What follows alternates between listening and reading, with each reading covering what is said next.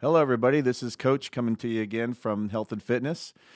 Today, we're going to go over the step up. The step up is a great exercise for single leg work. And for this video, we're going to have Jill Guzman from Admin demonstrating. The first part of this exercise is the setup.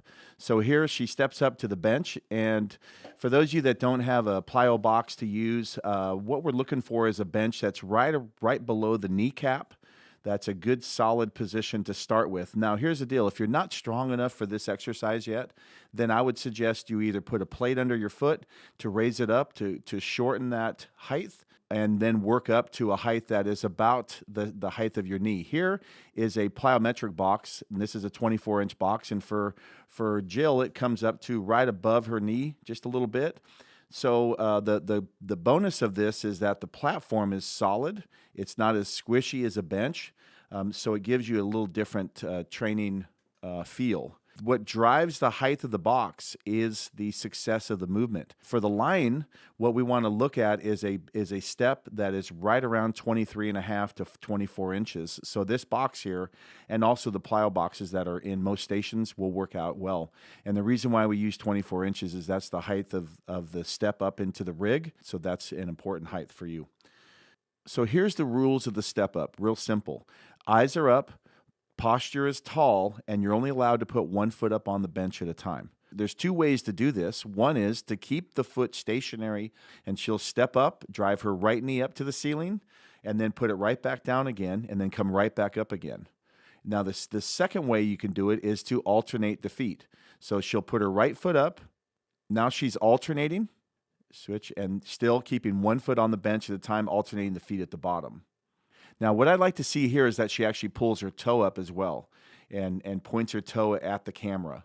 A little known fact is when you pull your toe up into that dorsiflex position, it actually stabilizes the opposite hip and creates more power. Okay, so here she has her right foot stabilized on the bench, and she's going to drive the left knee up and put it right back down and then bounce right back up again. So if you're doing it this way, what we want to see is the right knee stays stabilized, and when you tap that left foot back on the ground, she comes right back up again. It should be an explosive move, right back up into the next rep. Now we're going to go into an alternating position where she drives the knee up, comes down, switches feet, drives the right foot up. And there she had to assist because she's getting used to it. Now she's got it down. Step, drive up. So one of the things we look for here in the quality of the step up is watching the knee. Once the knee gets on the bench, what you'll see is the wiggle of the knee as she starts to drive up. Okay, some of that's going to happen, and some of it could be driven by the cushion on the bench, but we want to try to stabilize the knee and not let it collapse in. But that's just something to be aware of. Also, on that note, that is not a sign of a weak knee. It's a sign of a hip that is trying to control internal rotation. And that's one of the beauties of this exercise. So here's different ways we can add some difficulty to the exercise. So in the beginning, you want to start with just hands on hips. And then as you get stronger, you move up to this being a weighted exercise. So the progression is 2 dumbbells, and that's a balanced position. Coming up, down, switching, driving. Again, same thing, eyes, posture, toe up. And then from there, we want to try to offset it here. See, notice when she gets the single dumbbell, which is about the same size as the 2 she was using, she has to counterbalance it. So now she puts hand on hip and then has to put the hand out. And here's just another version with the kettlebell.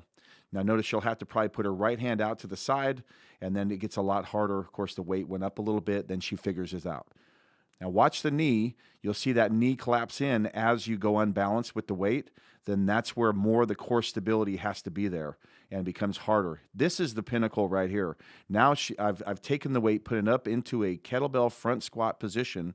When she gets in this position, the dominant leg, the right leg that's up, we want to counterbalance it with a weight on the opposite side, because we know when we do this that there could be a collapse into rotation. And so you want to make sure that whatever leg you're using, you want the weight to be on the opposite side, and that's going to call on a whole lot of core as well as the hip and hamstrings that are being used here. Things to look for. Okay, so number one is to keep your eyes up.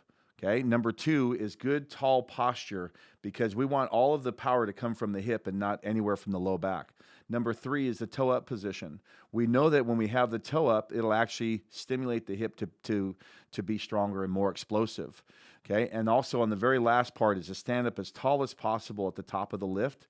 And again, keeping the eyes up and toes up. That's it for the step up. If you have any questions, like always, give me a call. I can come out and go over it with you and your crew. And also, I'd like to put a shout out to Joe Guzman for being a great sport in this video. Have a good day.